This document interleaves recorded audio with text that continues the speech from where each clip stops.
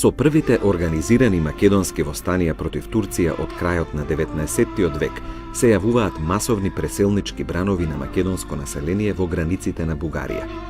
Со различен интензитет, овој миграционен процес продолжува до третата деценија на 20 век. По завршувањето на Првата светска војна, емигрантската македонска маса во Бугарија броела над 200.000.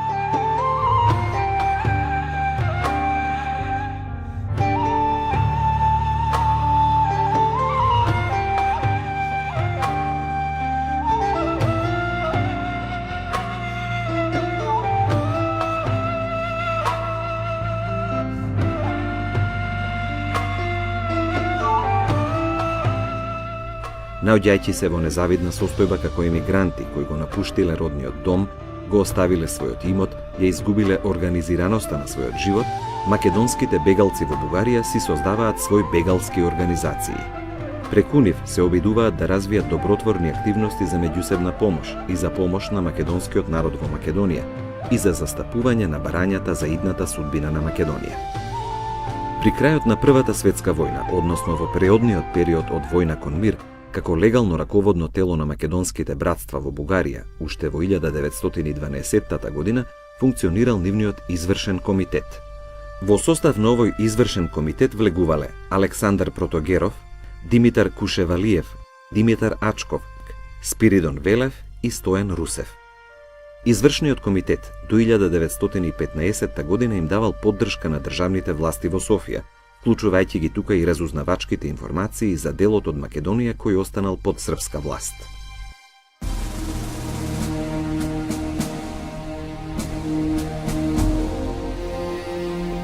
Во периодот на учество на Бугарија во војната, македонските братства престанале да функционираат. И мандатот на нивниот извршен комитет бил паднат.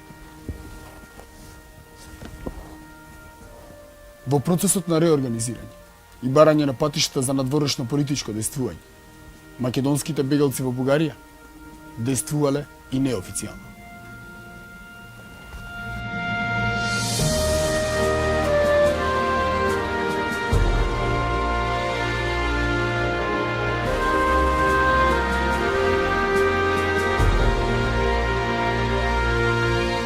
Во текот на октомври 1918 година следеле иницијативи и активности за реорганизирање на македонската емиграција во Бугарија.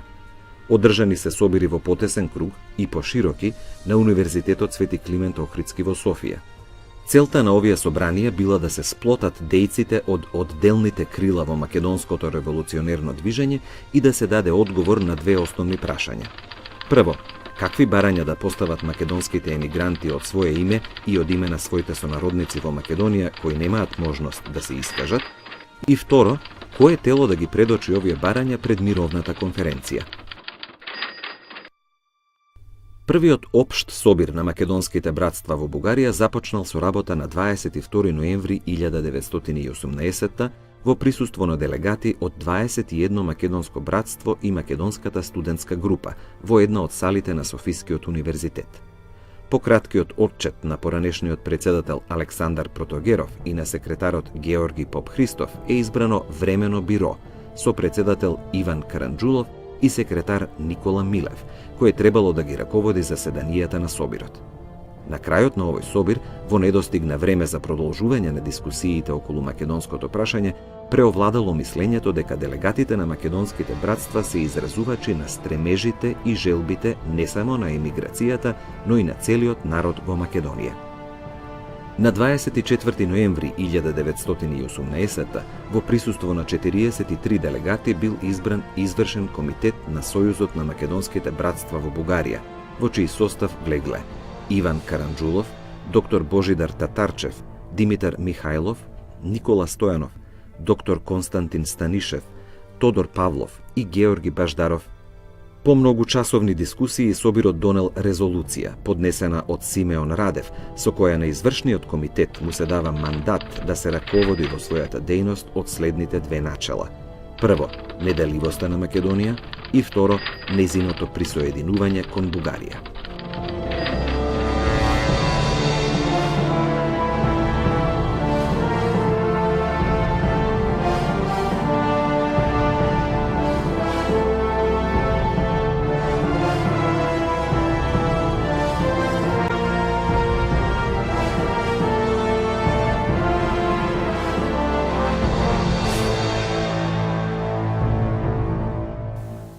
Всушност, пред почетокот на Париската мировна конференција се оформиле две сосем спротивни тенденции за присоединување на Македонија и за автономна и самостојна Македонија.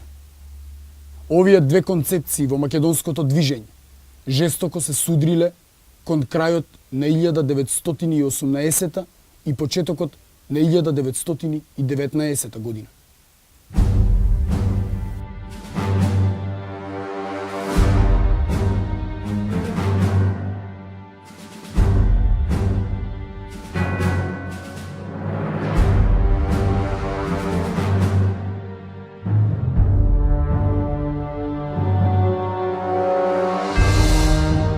И по потпишувањето на Парискиот мировен договор, раководните сили во легалното македонско ослободително движење во Бугарија продолжиле да ги манифестираат меѓусебните идејни разлики и поодделни пристапи за организирање на македонското движење.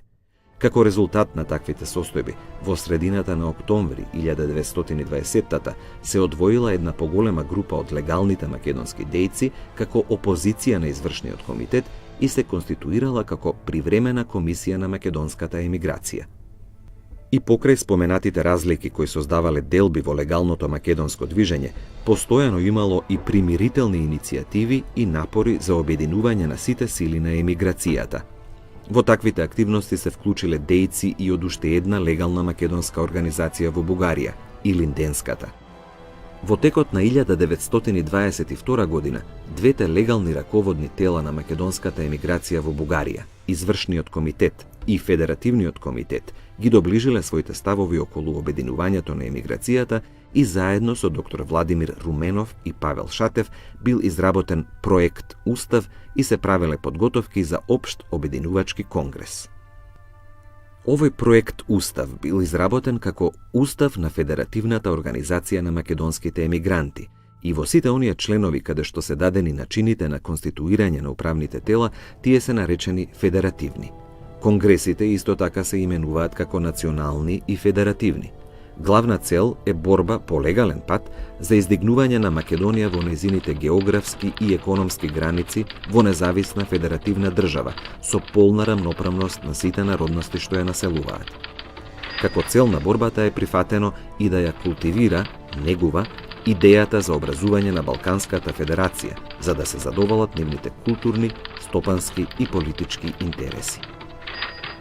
Обединувачкиот конгрес на македонската емиграција во Бугарија е отворен на 28 јануари 1923 година во градското казино во Софија, во присуство на 250 делегати кои биле представници на околу 15.000 организирани македонски емигранти.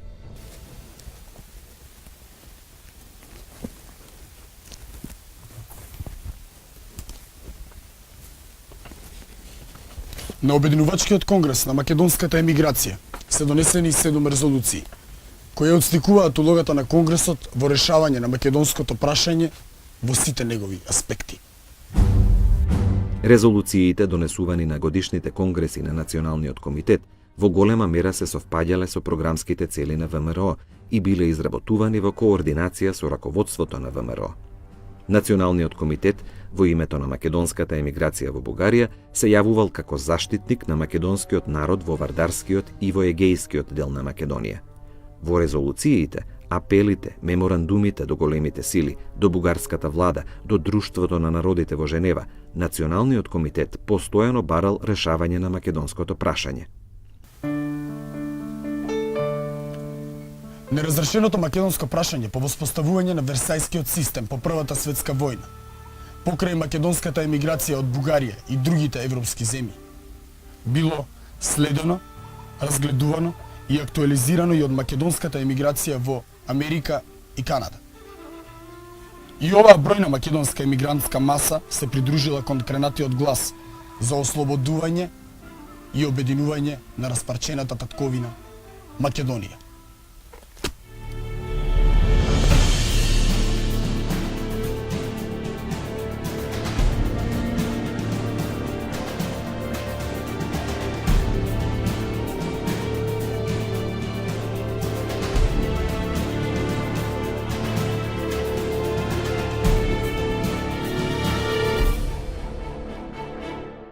Македонските братства во Америка во 1922 година се обединиле во Сојуз на македонските политички организации. Основачкиот конгрес на Сојузот на МПО е отворен на 1 октомври 1922 година во градот Форт Вейн, Индијана. На него учествуваат делегати од македонските емигрантски братства од Њујорк, Детройт, Стилтон, Дукејн, Индијанаполис, Гери и од Ленсинг. Македонски групи од Спрингфилд и од Синсинати телеграфски го поздравуваат Конгресот со апел за целосно здружување на македонската емиграција во Америка. Во предконгресните активности, една група на чело со илинденскиот револуционер од Костурско, Лазар Киселинчев, го разработувала проект Уставот на организацијата. Основачкиот конгрес е отворен од Анастас Стефанов, председател на братството Костур од градот Форт Вейн. За председател на овој конгрес е избран Михаил Николов, а за подпредседател Коста Попов. И на овој емигрантски македонски конгрес, налик на повеќето македонски емигрантски форуми, најмногу се зборувало за тешката положба и трагичната судбина на неослободените македонци и се апелирало на сплотување на македонските емигрантски маси. Според донесениот устав од страна на Конгресот, целта на Сојузот на МПО е да се бори со легални средства за прогласување на Македонија во една независна Македонска република, која во даден поволен политички момент во иднина ќе биде појдовно јадро за создавање на Балканска федерација. Избран е и првиот состав на Централниот комитет на организацијата, а за негов председател Анастас Стефанов од Форт Вейн. Суштината и карактерните особини на македонската емигрантска организација во Америка и во Канада најцелосно се одразени и во Уставот.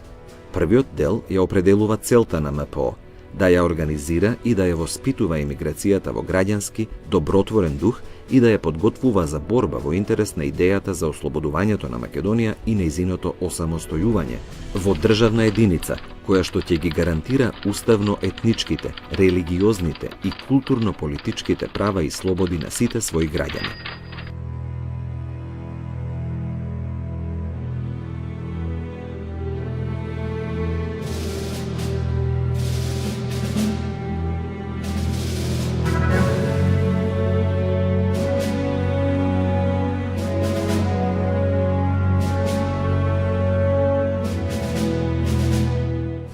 За време на целиот период меѓу двете светски војни, оваа организација се изградува и декларира како самостојна и легална структура на македонската емиграција, која се посветува на борбата против негативните последици од Нејскиот мировен договор.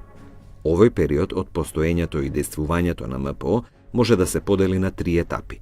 Првата етапа го опфаќа основањето на македонските братства ширум Америка и Канада, нивно организирање, консолидирање и отпочнување со политичка и културна активност, односно тоа е фазата на развојот на организацијата од незиното основање до 1925 година, кога останала независна македонска емигрантска организација која со симпатија гледала на напредните сили во светот и ги прифатила новите идеи и цели на македонското национал-револуционерно движење, прокламирани во документите од Виенската спогодба, Мајскиот манифест.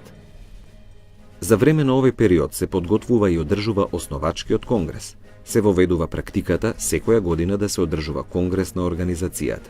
Во првите години од создавањето на македонските братства во Америка и Канада од 1922 до 1925, низ документацијата која сведочи за овие активности, се гледа дека најпрво била истакнувана љубовта кон татковината и приврзаноста кон македонското револуционерно и ослободително движење, поаѓајќи пред се од македонските национални позиции, употребувајќи ги при тоа македонските национални термини македонскиот народ, македонци и слично. При тоа јасно била истакнувана заложбата дека секој македонец треба да се бори за слободата на Македонија и да создаде верба во себе и во македонското дело. Во своите обраќања до своите членови, Централниот комитет на МПО истакнувало дека само преку жртви може да дојде до слободата на Македонија, сметајќи дека тој пат е единственото верују народолюбивата македонска емиграција. Македонската емиграција во Америка будно ги следела состојбите во македонските емигрантски кругови во Бугарија и пошироко во Европа. Во барањето нови патишта за македонското ослободително дело и обидите за обединување и консолидирање на македонските револуционерни и ослободителни сили, во годините веднаш по подпишувањето на Неискиот мировен договор, македонската емиграција во Америка ги поддржувала овие напори и од основачкиот конгрес на Сојузот на МПО е испратена телеграма до Федеративниот комитет со жалење за постоечкиот расцеп меѓу македонската емиграција во Бугарија, со апел за единство, обединување и со напомена дека до еднодушното нејзино обединување тие ќе се држат неутрално.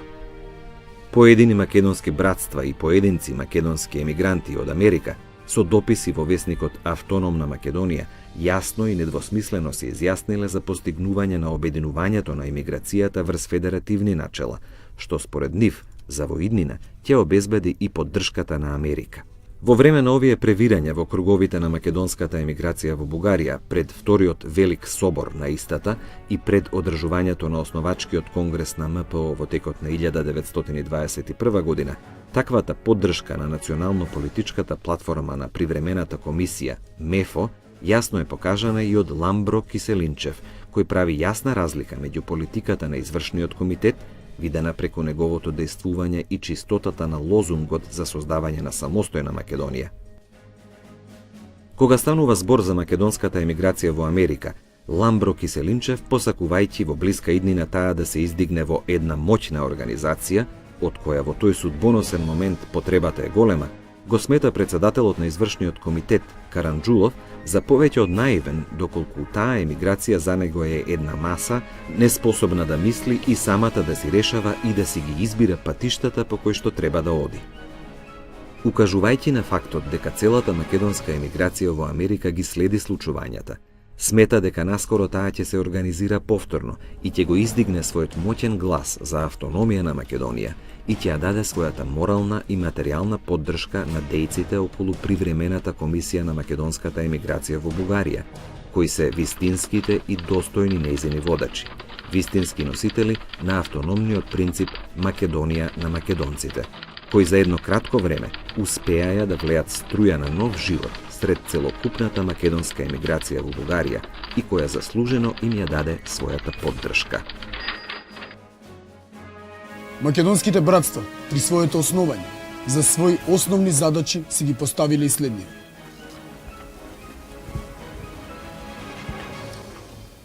Македонецот, каде и да е, каква и да е неговата социјална положба, е должен да ги помага борците во Македонија.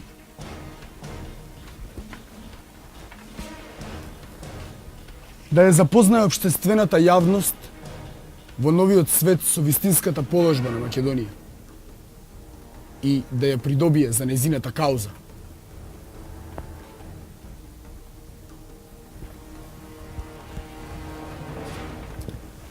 И да собира неопходни материјални средства за поддршка на борбата во Македонија.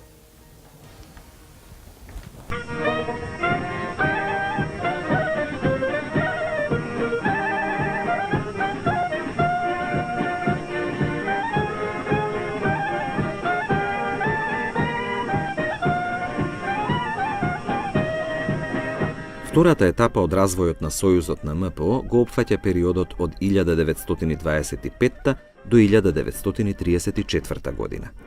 Во оваа етапа, илегалната организација на ВМРО вложува напори за поголемата поврзаност и наложување на своето влијание во Сојузот на МПО.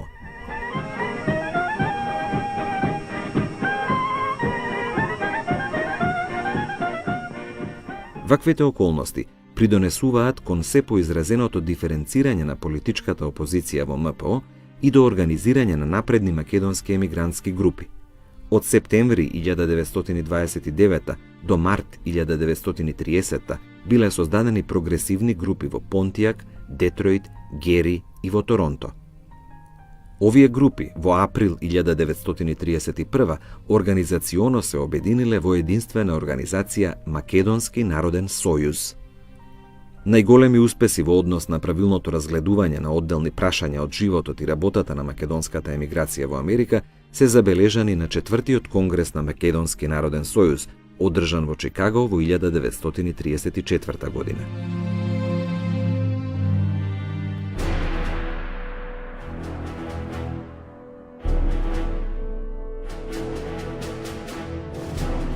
Времето на одржувањето на овој конгрес е време на позасилениот пробив на фашизмот во Европа и како една од важните задачи на Македонскиот народен сојуз се истакнува и борбата против фашизмот.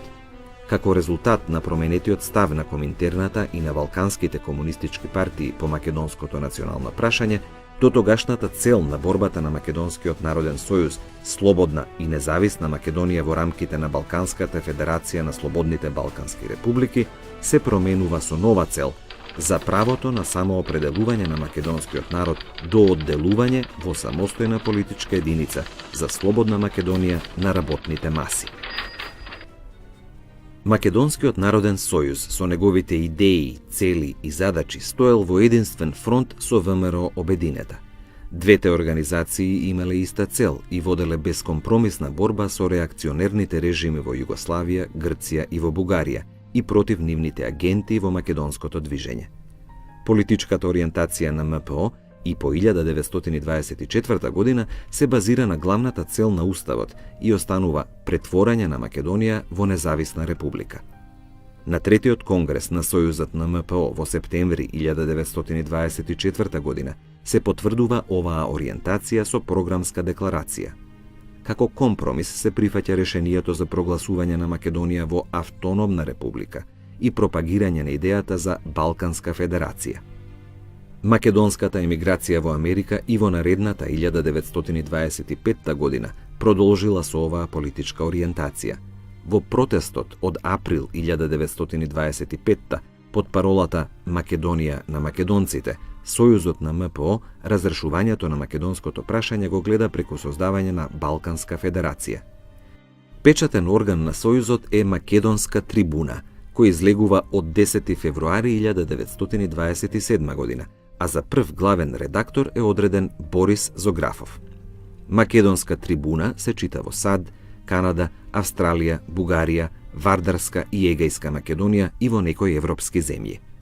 Од 1938 година во овој весник се печати страница и на англиски јазик, наменета за помладата македонска генерација. Англиската јазична страница овозможува со македонската судбина да се запознаваат и пошироки кругови од англиското говорно подрачје. Владите во Белград и во Атина во 1928 година со официјални декрети го забрануваат распространувањето на македонска трибуна во нивните држави. Политичките барања на Сојузот на Македонската патриотска организација, односно на неговиот централен комитет, и понатаму како приоритет го истакнува создавањето на независна и слободна Македонија.